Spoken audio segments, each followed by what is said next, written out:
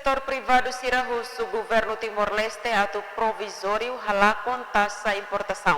Pode hatamba situação difícil nebe ohin lorok mundo preocupa.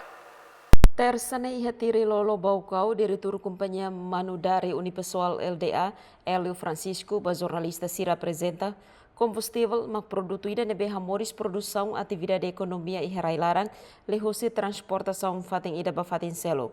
Mai be daung ne fono iha Medio Oriente implica ba preço combustível iha território nacional sai makas nebe afeta mos ba produção atividade economia e larang. Nune, o governo atau provisório halakon taxa ba importação ba importador sira hodela implica ba economia e larang.